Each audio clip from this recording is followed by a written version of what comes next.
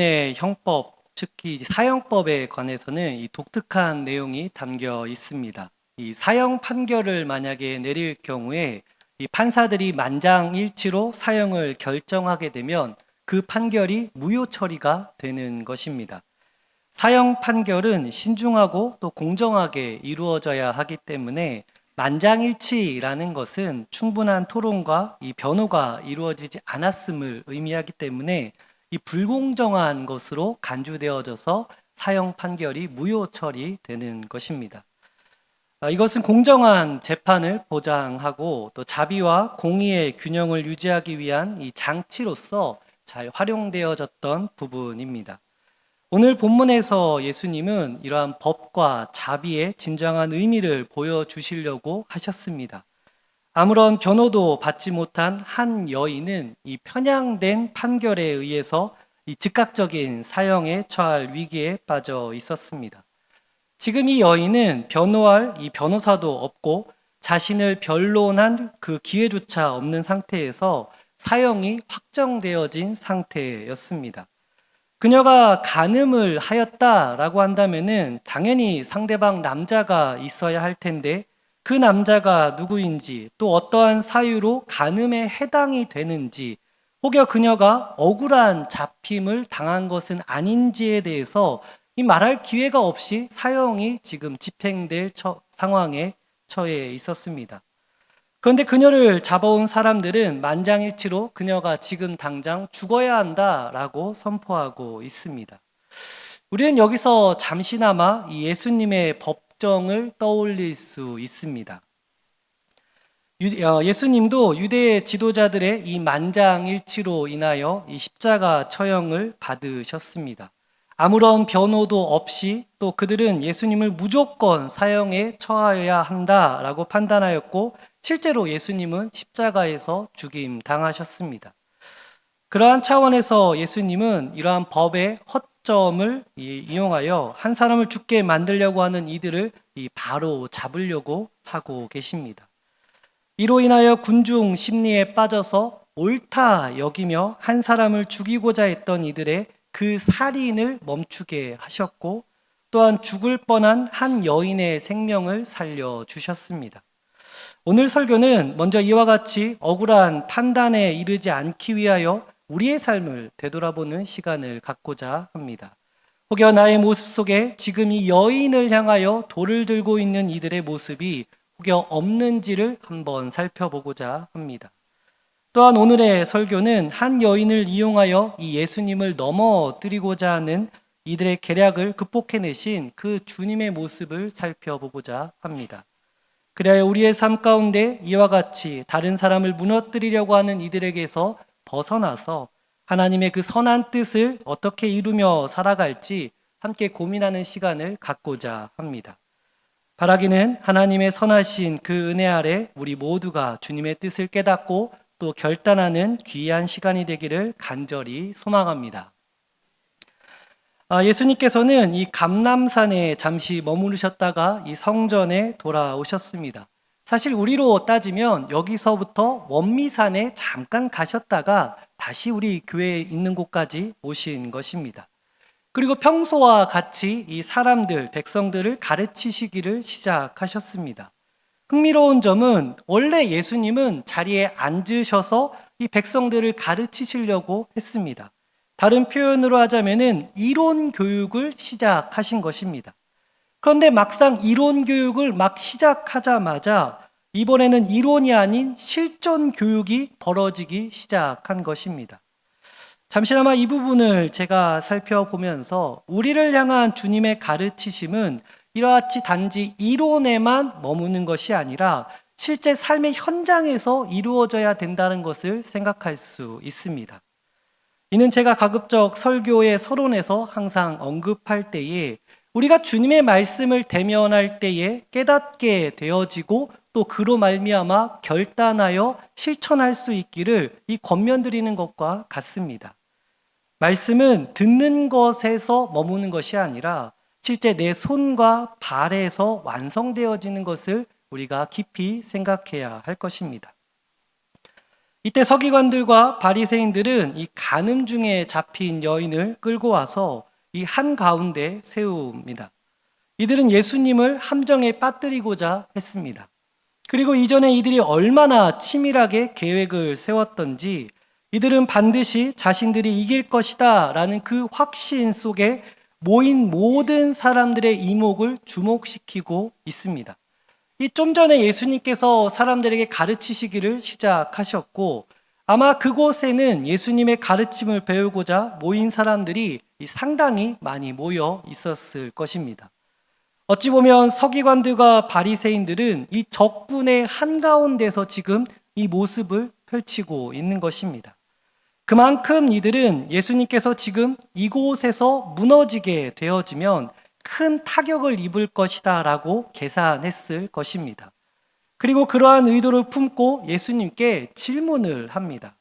지금 이 여자가 간음을 하다가 현장에서 잡혔는데 모세의 율법에는 돌로 쳐서 죽이라 하였거늘 과연 이 여인을 향해서 주님은 무엇이라 말씀하시겠습니까? 라고 물었습니다. 여기서 우리는 이 존중하는 듯하게 표현을 하고 있지만 그만큼 더 간교한 이들의 모습을 발견할 수 있습니다. 이 상대를 높여주는 표현을 사용해서 나는 고상한 사람이다 라고 표현되어지고 도리어 상대방에게 매우 곤란한 질문을 던짐으로써 상대방을 더욱 비참하게 무너뜨리려고 생각하고 있는 것입니다. 여기서 예수님께서 받으신 그 질문이 어려운 이유는 세 가지가 있습니다. 첫째로 그 여인을 돌로 치지 말라라고 말씀을 하시면 이 모세의 율법을 어기게 되는 것입니다. 먼저 레위기 20장 10절 말씀엔 이렇게 기록되어져 있습니다.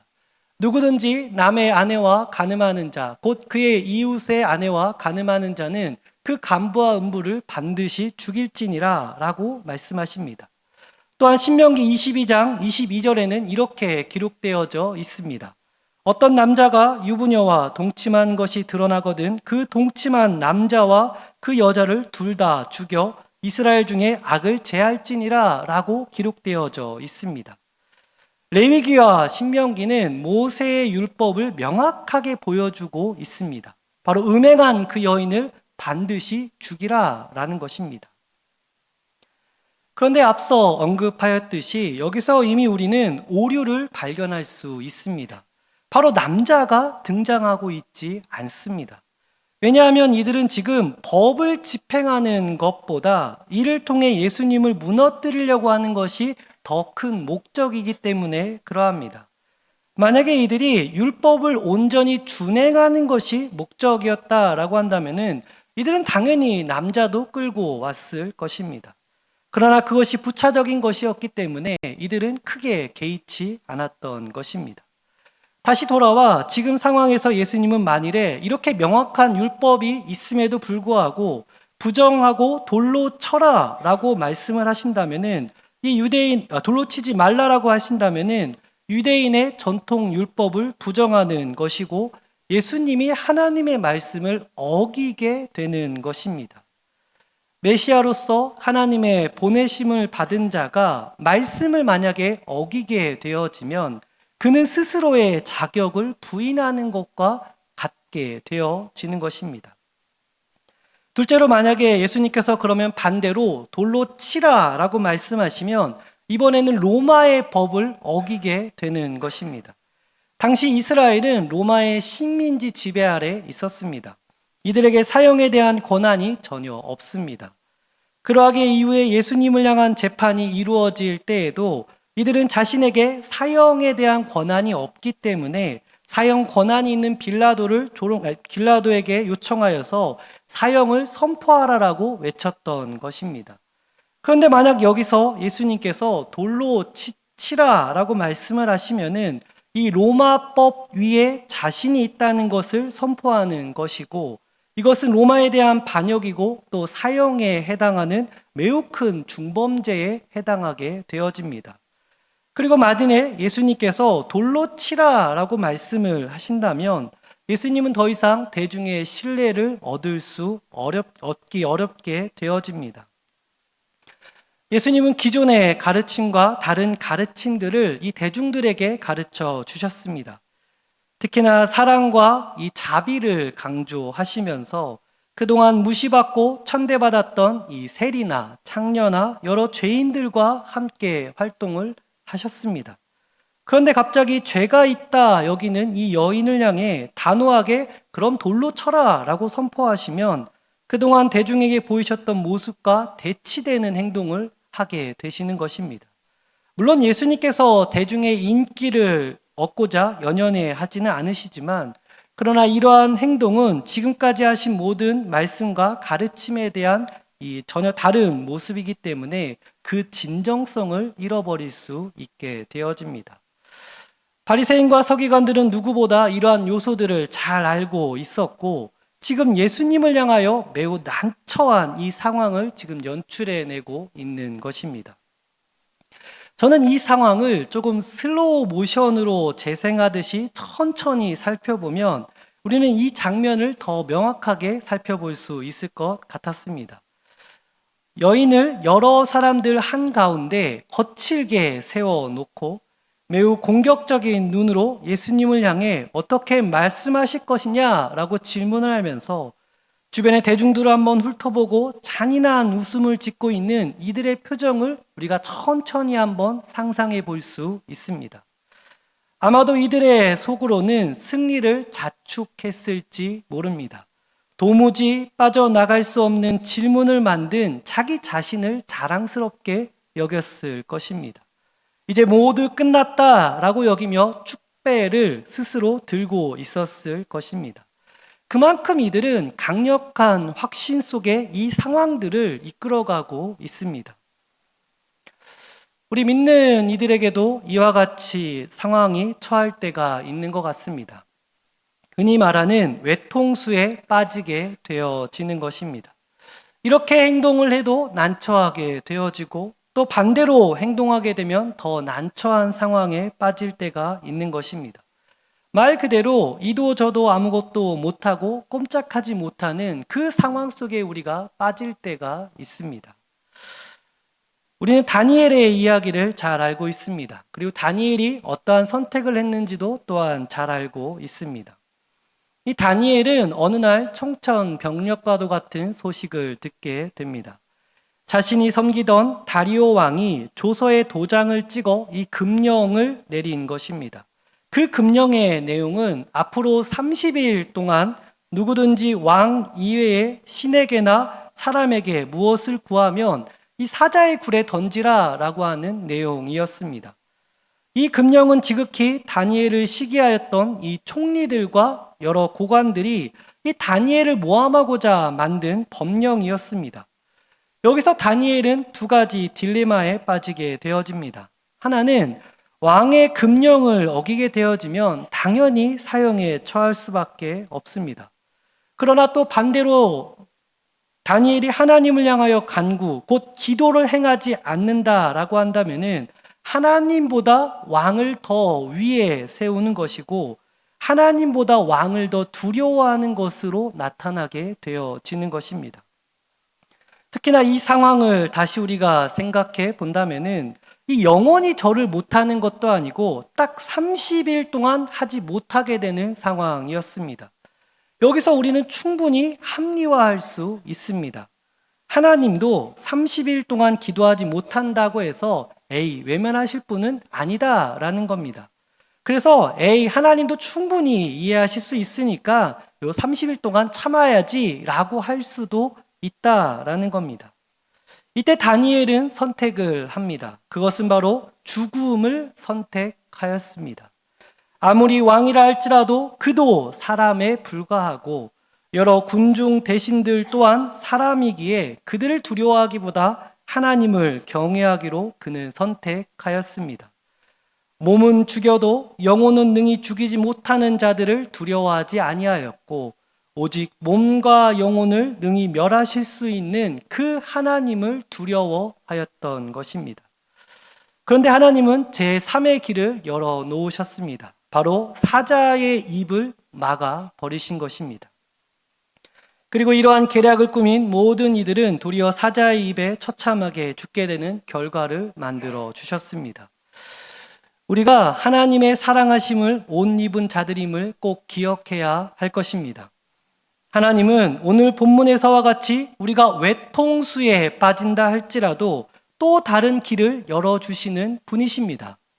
혹여 그 길이 도무지 보이지 않을 때에는 우리는 믿음을 선택해야 합니다. 그러할 때 하나님은 놀라운 제3의 길, 이전에 알지 못하였던 새로운 걸음을 만들어 내시는 줄로 믿습니다. 우리 주님은 언제나 우리를 사랑하시고 끝까지 선하고 아름다운 길로 인도해 주십니다.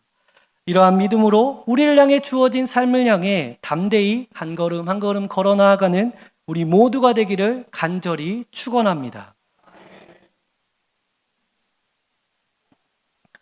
그렇다고 한다면은 오늘 본문 속에서 예수님은 구체적으로 이 난관을 어떻게 극복해 내셨는가 우리가 함께 살펴보기를 원합니다. 첫째로 예수님은 손가락으로 글을 쓰셨습니다. 이 6절 하반절에 해당되는 말씀인데요. 우리 노란색으로 표시된 부분만 함께 읽도록 하겠습니다. 예수께서 몸을 굽히사 손가락으로 땅에 쓰시니. 여기서 우리는 예수님께서 왜 글을 쓰셨는지 또 그 글의 내용이 무엇인지를 알 수 없습니다. 다만 우리는 예수께서 하신 이 특별한 행동, 다른 본문에서는 찾아볼 수 없는 행동을 하고 계심을 우리는 발견할 수 있습니다. 이것은 우리로 하여금 출애굽기에서 하나님께서 친히 손으로 그 율법을 새기신 장면을 떠올리게 만들어 줍니다. 왜냐하면 좀 전에 바리새인과 서기관들이 언급한 부분이 바로 이 모세의 율법이기 때문에 그러합니다. 그리고 그 율법의 권위를 지닐 수 있는 이유는 바로 하나님께서 친히 손가락으로 그 율법을 쓰셨기 때문에 그러합니다. 나아가 우리는 그 율법의 핵심이 무엇인지 너무나도 잘 알고 있습니다. 바로 하나님을 사랑하고 이웃을 사랑하는 것입니다. 사실 이 부분은 당시 종교의 지도자들도 너무나도 잘 알고 있는 내용이었습니다. 왜냐하면 한 율법사가 예수님께 찾아와서 이 율법의 강령이 무엇입니까? 라고 물었을 때에 너는 뭐 어떻게 생각하냐? 예수님이 반문하신 그 질문 속에 이 율법사는 하나님을 사랑하고 이웃을 사랑하는 것입니다 라고 답하였던 것을 우리는 잘 알고 있습니다. 다시 말해 이 율법사를 포함해서 당시 종교의 지도자들은 율법의 중심이 무엇인지 너무나도 잘 알고 있었다라는 겁니다. 어찌 보면 예수님께서 손으로 글을 쓰시는 행동을 통해 이 율법의 가장 기본적인 가르침이 무엇인지를 떠올리게끔 하고 계시다라는 겁니다. 물론 이 상황 속에서는 그 가르치심이 이루어지지 않은 것으로 보여집니다. 왜냐하면 이어서 나오는 이들의 행동은 그 묻기를 멈추지 않았기 때문에 그러합니다. 다시 말해 이들은 예수님의 행동을 전혀 이해하지 못한 채 자신들의 그 뜻을 관찰하기 위해 이 혈안이 되어져 있는 모습 속에 있는 것입니다. 하지만 이 본문을 마주하고 있는 우리는 잘 알 수 있습니다. 예수님께서 이 독특한 행동을 취하시고 혹여 우리가 다급한 상황에 처한다 할지라도 이 하나님의 마음을 잃지 말라라고 말씀하고 계심을 우리는 알 수 있다라는 겁니다. 지금 죽이느냐 마느냐, 율법을 어길 것이냐, 로마의 법을 어길 것이냐라고 외치는 이 다급한 상황이 펼쳐진다 할지라도 우리로 하여금 중심을 잃지 말라라고 주님은 말씀하고 계신 것입니다. 우리가 다급한 상황에 처할 때가 있습니다. 그럴 때 우리는 그 상황에 너무 함몰되지 말고 우리는 말씀을 먼저 떠올려야 할 것입니다. 우리가 감당해야 될 부분은 분명히 있습니다. 다만 그 모든 상황 위에 우리는 하나님의 뜻을 구하는 삶을 살아내야 하는 것입니다. 왜냐하면 그렇게 우왕좌왕하는 삶 속에 살다 보면 사람의 함정에 빠질 수도 있고 나아가 내가 한 행동이 하나님께서 원하지 않는 행동을 할 수도 있기 때문에 그러합니다. 그러한 차원에서 우리 모두가 늘 말씀을 가까이 하기를 간절히 원합니다. 말씀으로 주어진 삶을 살아내시고 그로 인하여 하나님이 기뻐하시고 선하시고 아름다운 삶을 늘 이루어가는 우리 모두가 되기를 간절히 소망합니다. 둘째로 예수님은 이 난관 속에서 급하게 응답하지 않는 모습을 보여주고 계십니다. 7절과 8절 말씀인데요. 우리 7절, 8절 말씀 함께 읽도록 하겠습니다. 그들이 묻기를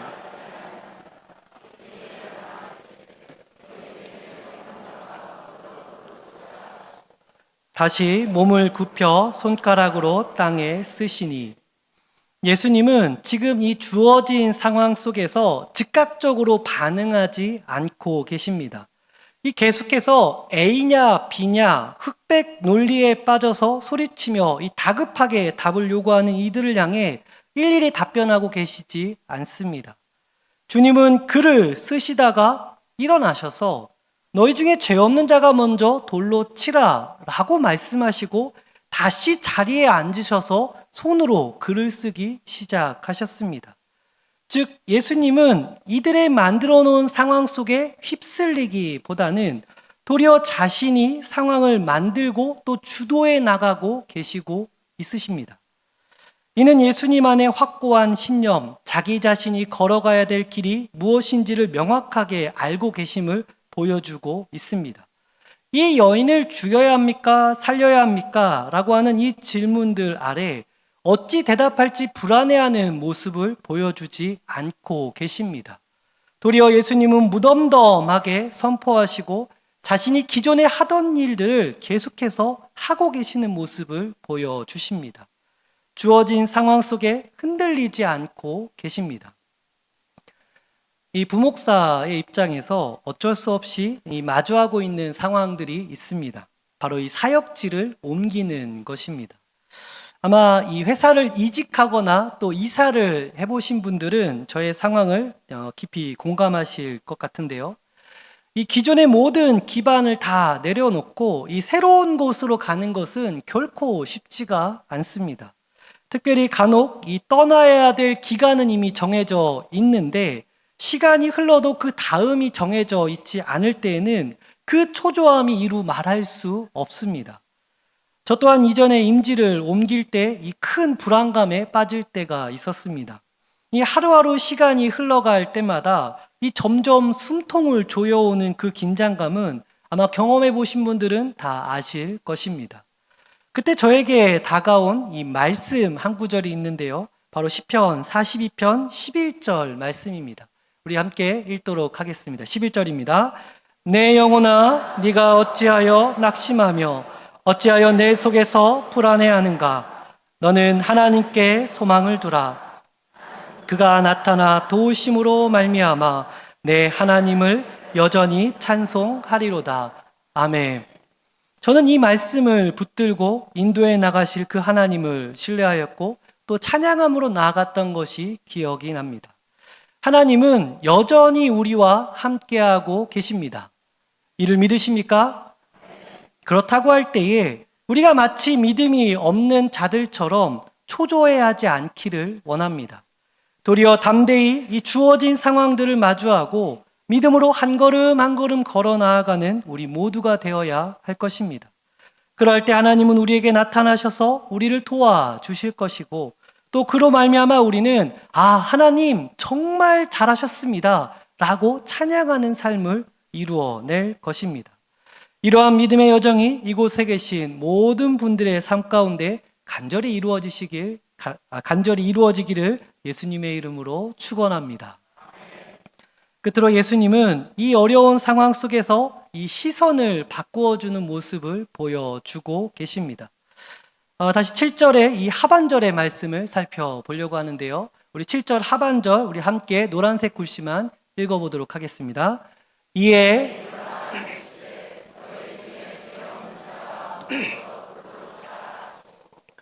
이 다른 사람을 향하여 정죄하였던 이들의 시선을 지금 자기 자신으로 향하게 하셨습니다. 그래야 결코 이들도 누군가를 심판할 자격이 없다는 것을 깨닫게 만들어 주셨습니다. 그들 스스로를 되돌아볼 때에 죽어 마땅한 죄인들이었었는데 기존에 자기들을 살피지 않았던 이들로 하여금 다시 자기를 살펴보게 만들어 주셨습니다. 그래서 내가 심판자가 아니라 나도 심판받을 수 있는 사람이다라는 것을 깨닫게 만들어 주신 것입니다. 특별히 이 본문은 이 상황을 자세하게 설명하고 있는데 9절 말씀에는 이렇게 기록되어져 있습니다. 그들이 이 말씀을 듣고 양심의 가책을 느껴 어른으로 시작하여 젊은이까지 하나씩 하나씩 나가고 오직 예수와 그 가운데 섰는 여자만 남았더라 라고 기록하고 있습니다. 이들 모두가 양심의 가책을 느끼었고 특별히 어른들로부터 시작하여 그 자리를 떠났다라고 하고 있습니다. 왜냐하면 이 살아온 날들이 많으면 많을수록 자기 자신에게 쌓여있던 그 죄된 모습이 얼마나 많은지를 잘 알고 있기 때문에 그러합니다. 결코 죄가 없는 사람은 없습니다. 도리어 살아가는 날들이 많으면 많을수록 죄 지은 날들이 훨씬 많고 그것을 우리는 너무나도 잘 알고 있습니다.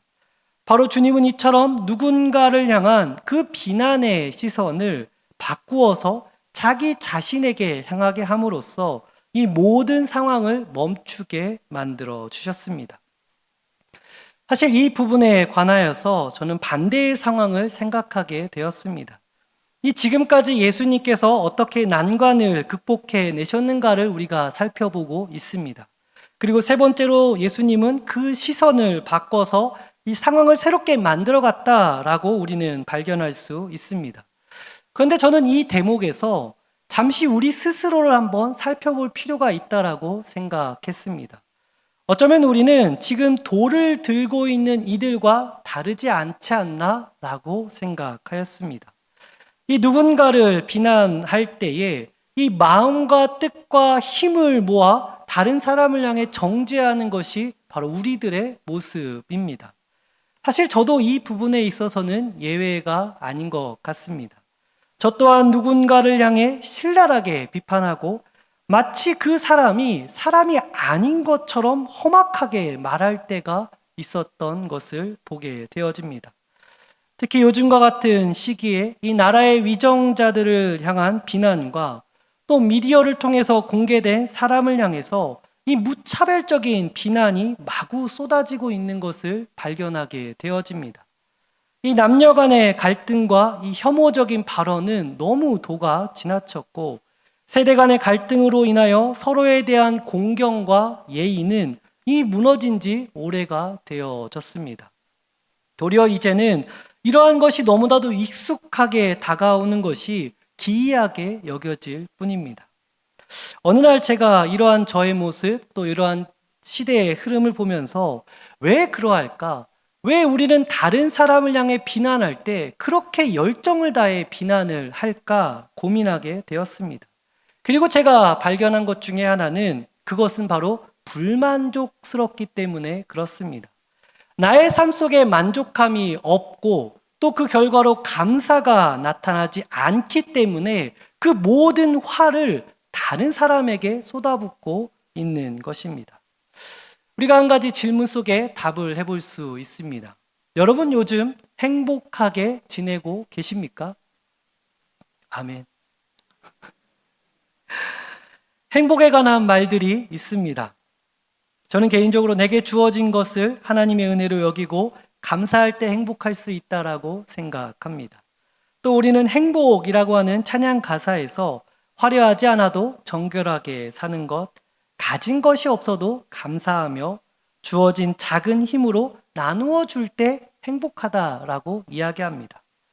그리고 어떤 사람은 행복은 돈으로 살 수 없지만 커피 한 잔으로는 가능하다라고 이야기합니다. 그리고 제 마음에 와닿는 문구도 있습니다. 좋은 음식과 좋은 친구가 있는 곳에는 행복이 있다라는 말입니다.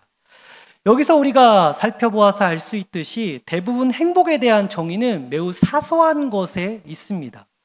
이것은 우리가 사소한 생활 속의 행복을 발견해야지 진정한 행복 속에 살아갈 수 있음을 의미하고 있습니다.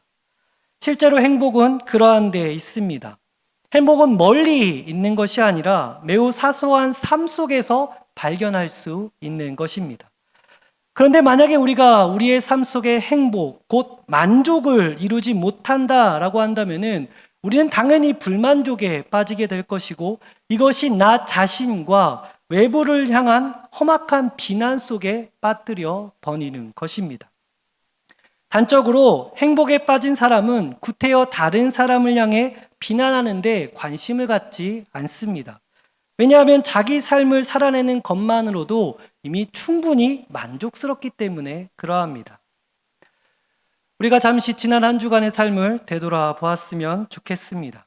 혹여 내 입속에 나온 말들 중에 불평하는 소리가 없었는지, 남을 향한 비난하는 소리가 없었는지 우리가 한번 되돌아보았으면 좋겠습니다. 우리는 그 말들을 다 감사로 바꾸어야 하는 것입니다. 만일에 가정에서 비난이 난무하게 되어지면 그 가정은 지옥이 펼쳐질 것입니다.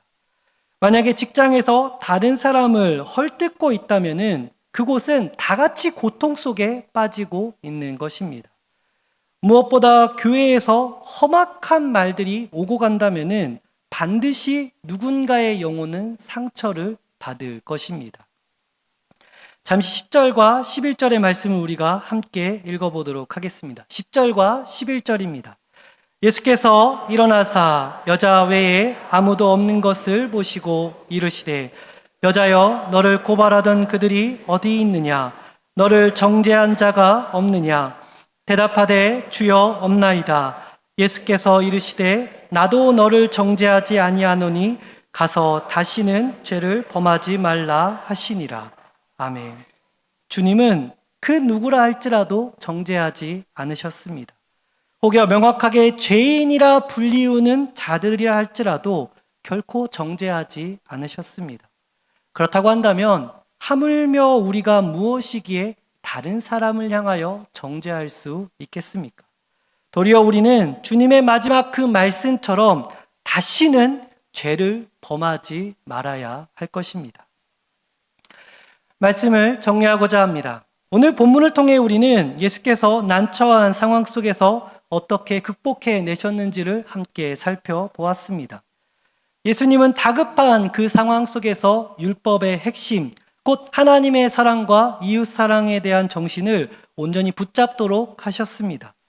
또한 예수님은 난관 속에서 급격하게 응답하지 않으시고 차분하게 행동을 하셨습니다. 끝으로 예수님은 당장 주어진 상황 속에 함몰되어진 모든 시선들을 바꾸어 주셨습니다. 우리는 특별히 본문을 통하여 이와 같이 결단할 수 있습니다. 먼저 하나님의 말씀을 가까이 하며 그 말씀을 따라가는 우리 모두가 되어야 할 것입니다. 말씀은 우리로 하여금 흔들리지 않게 하며 조급하지 않도록 만들어 줍니다. 또한 본문의 여인을 향하여 정죄하던 이들과 같이 다른 사람을 향하여 비난하는 삶을 살지 말아야 할 것입니다. 우리는 섣부른 판단을 내려놓아야 합니다. 그리고 다른 사람을 향하여 용서하는 삶을 살아내야 할 것입니다. 우리의 판단을 유보하고 돌 대신 사랑을 들어 주님의 가르치심을 실천하는 그러한 삶을 살아내야 할 것입니다. 이것이 우리를 향한 하나님의 선하신 뜻인 줄로 믿습니다. 우리가 이러한 말씀 앞에 함께 다짐하며 마무리하기를 원하는데요. 한번 저를 따라 고백하며 마치도록 하겠습니다. 한번 따라해 보시겠습니다. 남을 향한 돌을 내려놓고 사랑의 손을 내밀겠습니다. 우리 한 번에 쭉 한번 다 같이 고백하겠습니다. 시작. 남을 향한 돌을 내려놓고 사랑의 손을 내밀겠습니다. 이러한 고백 속에 날마다 주님의 뜻을 이루어가며 살아가는 우리 모두가 되시기를 예수님의 이름으로 간절히 축원합니다. 기도하겠습니다.